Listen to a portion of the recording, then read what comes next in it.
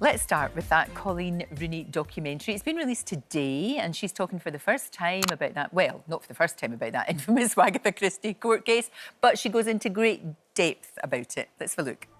OK, joining me now is Sunday Times journalist Hadley Freeman, who, of course, was at that real-life Wagatha Christie court case, along with our Lucie. Both of you, of course, have been watching the documentary. And, Hadley, you were at that trial every single day.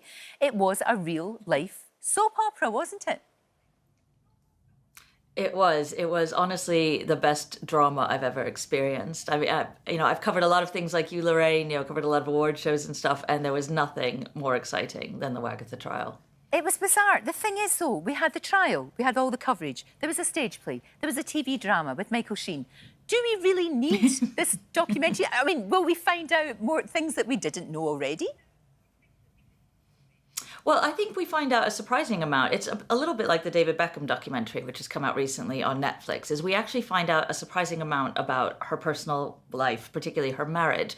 So we find out, for example, that Wayne had a vasectomy, which is why the famous gender reveal post, that was such a key part of the trial, was obviously fake. So I'm sure your viewers will remember that one of the things that Coleen posted on her Instagram stories was claiming that she was going to do a gender selection for her next pregnancy, i.e. choose to have a girl baby. And in fact, all of her friends and family knew that had to be a lie because Wayne had had a vasectomy. So that was one of her ways of trying to figure out who was selling stories about her. Fascinating, Lucie, isn't it? She should have been in, I don't know, a spy or something. She worked it all out. But the fascination with this story is extraordinary, isn't it? It really is. I mean, I read one journalist compared this to and the celeb documentaries as our new late-night winter viewing. Instead of period dramas, who needs Bridgerton? When you've got this, you've got WhatsApp messages. I mean, it's literally got everything you could want in it. I'll never forget the moment of when her, the PR threw her phone, or lost her phone in the North Sea. Do you remember? It was just all these crazy things. It was absolutely crazy. They also talk, though, because, it's not just all about the trial. They talk about the fact that Wayne was accused of cheating. Do you know what, Hadley? And I know you yourself are in this documentary. You're there too. As somebody who has followed this very, very closely, she's quite extraordinary. A lot of people criticised her at the time when there was all of the scandal, that why does she stay with him? But actually, they've been together for so long as kids, weren't they? Yes, they met when she was 12, and she talks about it a lot. She says, she grew up with these really working class family values, you stick together.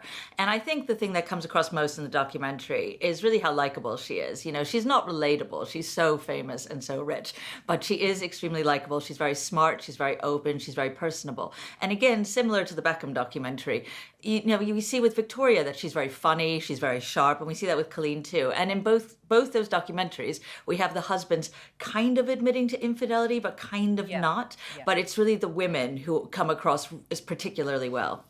They do. You're absolutely right. That's so correct, isn't it, Lucie? You see them in a different light. Has to be said that they've got control over this. Both the documentaries, the Beckham one and this as well. So you have to take that into account when you're watching it. Yeah, so of course it's going to paint them in a good light, but also the sort of alleged affair that they talk about on here, this was the start of her finding out about Rebecca Vardy, because obviously she moved out of the family home and then and put on her private Instagram that she'd moved out, and then Rebecca was messaging her going, "Are you okay?" And then the next day, that's when it was in the newspaper. So this was the very beginning of it.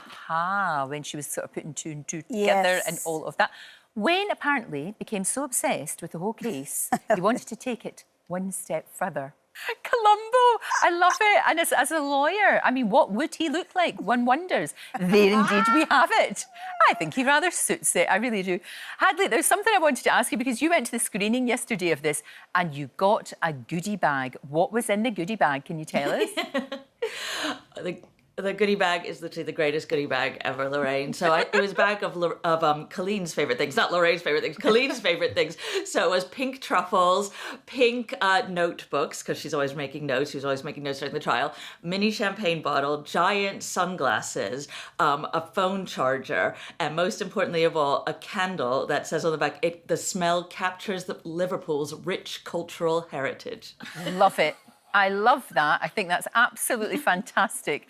Hadley, thank you so much. Great to talk to you. Everybody's going to be glued to this. We just can't seem to get enough of it. I know. That's the thing. It is, honestly, it's incredible viewing. Watch it after this.